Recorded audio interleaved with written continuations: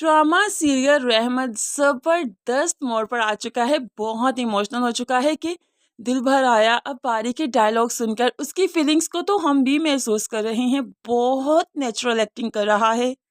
अब यहाँ पर जो बारी का दिल टूटा तो नेचुरली उसके दिल से आह निकली और अपनी मोहब्बत को फोन करते हुए कहने लगा, दिल तो चाहता है कि तुम्हें बद्दुआ दूं, तुम किसी के लिए ऐसे तड़पो जैसे मैं तुम्हारे लिए तड़प रहा हूँ, किसी का ऐसे इंतजार करो जैसे मैं कर रहा हूँ, लेकिन तुम्हें वो इंसान कभी ना मिले। तुम उस शिद्दत तक पहुंचो जिस शिद्दत में मैं खड़ा हूँ, लेकिन तुम सिर्फ खाली हाथ रह जाओ जैसे मैं हूँ।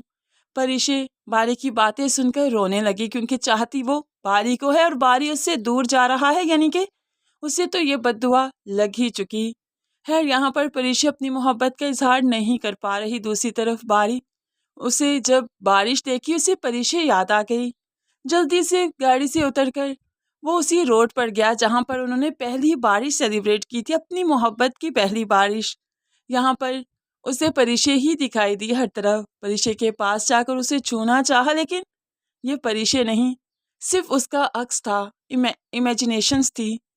बारी तो बस अपने ख्यालों में गुम परिशे की यादों में है, लेकिन सब कुछ बारी के बाप की वजह से उसने तो अपने बेटे को तबाह बर्बाद कर देना है। बाद में एहसास होना है कि उसने कितना घाटे का सौदा किया है। यहाँ पर बारी अपनी मोहब्बत में काफी निढाल हो चुका है, सुध-बुध खो चुका है। अब बारी पहले जैसा इंसान बन जाएगा जो कि काफी बदतमीज होगा और उसके बाद वो ऑफिस भी नहीं जाया करेगा। तब बाप को एहसास होगा कि शायद उसने बेटे को खो दिया। परिशे अलीजे से हर चीज शेयर करती है, ये भी बताती है कि बारी ने उसे प्रपोज करने के लिए बुलाया था और उसने कितनी बेदर्दी से ये कहते हुए इनकार कर दिया कि वो किसी और को चाहती है शिद्दत से और उसी से शादी कर रही है। अब ऐसे में रोते हुए अलीजे से कहने लगी, क्या क्लास डिफरेंस इतना ज्यादा है कि मोहब्बत को निगल जाए? मेरी मोहब्बत को खा गया ये डिफरेंस। वो कैसे तड़प रहा है, मैं कैसे तड़प रही हूँ, लेकिन दरमियान में स्टेटस ने हमारी जिंदगियां बर्बाद कर दी। अब अलीजे बहन की कैफियत को समझ रही है, वही बारी को परिशे की कंडीशन के बारे में बताएगी और परिशे को अपनाएगा फिर बारी, क्योंकि इस बार बारी परिशे की एक नहीं सुनेगा। रिश्ता लेकर आएगा दादी से परिशे को मांगेगा। तो फिर परिशे भला कैसे इनकार करेगी जिससे अपनी मोहब्बत भी मिल रही होगी और ऐसे मान से, इज्जत से।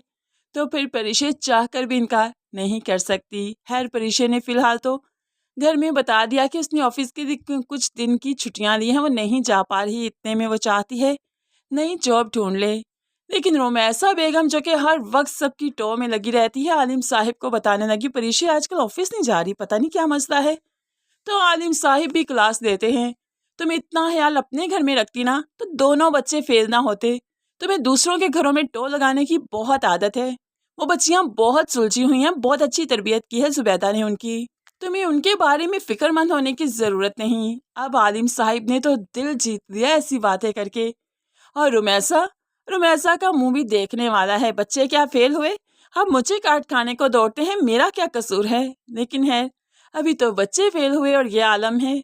आलिम साहिब का आगे ये आलम देखने वाला होगा जब काशिफ की बुरी हरकतों के बारे में मालूम पड़ेगा।